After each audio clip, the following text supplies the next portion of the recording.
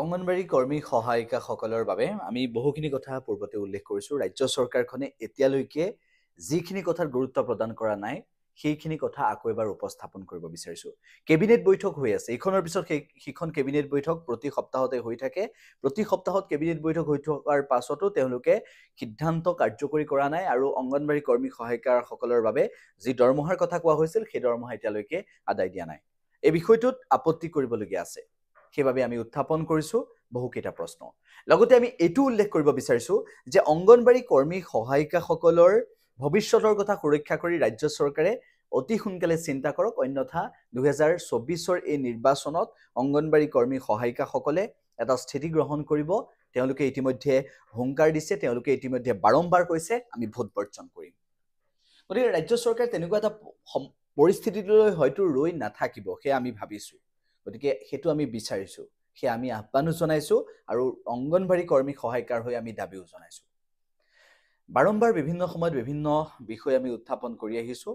অঙ্গনবাড়ী কৰ্মী সহায়িকাসকলৰ প্ৰাপ্যৰ বাবে এই ষষ্ঠটো ভিডিঅ'ৰ জৰিয়তে আমি এইখিনি কথা উপস্থাপন কৰিব বিচাৰিছোঁ অঙ্গনবাড়ী কৰ্মী সহায়িকাসকলৰ হৈ, তেখেতসকলৰ বক্তব্যৰ আঁত ধৰি যে চৰকাৰে সদিচ্ছা প্ৰকাশ কেতিয়া কৰিব, ৰাজ্য চৰকাৰৰ সদিচ্ছা কেতিয়া আহিব, ৰাজ্য চৰকাৰৰ ভাল ভাৱ কেতিয়া আহিব, ৰাজ্য চৰকাৰে এই ক্ষেত্ৰত কেতিয়া ভাবিব, ৰাজ্য চৰকাৰে ভাবিবনে নাভাবে, ৰাজ্য চৰকাৰে যদি নাভাবে কিয় নাভাবে, ৰাজ্য চৰকাৰে ভবাৰ প্ৰয়োজন আছেনে নাই, মুখ্যমন্ত্ৰী ডক্টৰ হিমন্ত বিশ্ব শৰ্মাই এইখিনি কথা বুজাৰ প্ৰয়োজন আছেনে নাই। এই সকলোবোৰ কথা আমি উপস্থাপন কৰিব বিচাৰিছোঁ। সকলোবোৰ কথা চালি জাৰি চোৱাৰ পিছত সকলোবোৰ কথা এটা এটাকৈ পুংখানুপুংখভাৱে অধ্যয়ন আৰু বিশ্লেষণ কৰাৰ পৰৱৰ্তী সময়ত সকলোৱে অনুধাৱন কৰিব পাৰিছে যে অঙ্গনবাড়ী কৰ্মী সহায়িকাসকলৰ বাবে যিকেইটা টকা দিছে সেই টকাকেইটাই কোনো কাৰণতে নহয়। কিন্তু তাৰ পিছতো গুৰুত্ব নিদিয়ে চৰকাৰখনে। হিমন্ত বিশ্ব শৰ্মাক সকলোৱে ভাবিছিল এগৰাকী দক্ষ মুখ্যমন্ত্ৰী। এতিয়াও ভাবিবলৈ বাধ্য হৈছে সকলোৱে যে দক্ষ হয় নে নহয়।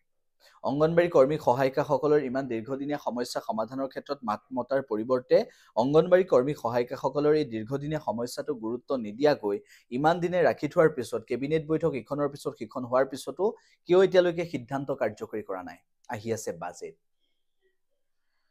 2024-25 বৰ্ষৰ বাজেট আহি আছে আৰু সেই বাজেট মন্ত্ৰী অজন্তা নেওগ ডাঙৰীয়ানীয়ে, বিভাগীয় মন্ত্ৰী অজন্তা নেওগ ডাঙৰীয়ানীয়ে সেই বাজেট দাখিল কৰিব। বিত্তমন্ত্ৰী দায়িত্বটো আছে আৰু তেখেত ইতিমধ্যে শিশু আৰু মহিলা সবলীকৰণ এই বিভাগতো আছে। গতিকে এই মুহূৰ্তত অঙ্গনবাড়ী কৰ্মী সহায়িকাসকলৰ কথা সেই বাজেটত থাকিবনে নাথাকে, সেইটো এটা প্ৰশ্ন। আমি এইটো দাবী উত্থাপন কৰিব বিচাৰিছোঁ আৰু আমি এই ভিডিঅ'ৰ জৰিয়তে বা আমি কথাখিনি বিভাগীয় কৰ্তৃপক্ষলৈ দিবলৈ চেষ্টা কৰিম। অঙ্গনবাড়ী কৰ্মী সহায়িকাসকলৰ স্বাৰ্থত মন্ত্ৰী ডাঙৰীয়ানীলৈ আমি সেইখিনি কথা দিবলৈ চেষ্টা কৰিম যে বাজেটত এই বিষয়খিনি উত্থাপন কৰক। বাজেট প্ৰস্তুত কৰি আছে, আমি সেই ক্ষেত্ৰত নিশ্চিতভাৱে জোৰ দিম আৰু নিশ্চিতভাৱে আমি দাবী জনাম অঙ্গনবাড়ী কৰ্মী সহায়িকাসকলৰ হৈ। আশা কৰিছোঁ সকলোৱে আমাৰ ভিডিঅ'টো শ্বেয়াৰ কৰিব আৰু এটা নতুন ভিডিঅ'ৰ সৈতে আমি সোনকালে আহি আছোঁ। কিন্তু গুৰুত্বপূৰ্ণ বিষয়টো হৈছে যে অঙ্গনবাড়ী কৰ্মী সহায়িকাসকলে প্ৰাপ্য পাবই লাগিব। ছাবস্ক্ৰাইব কৰিব আমাৰ চেনেলটো।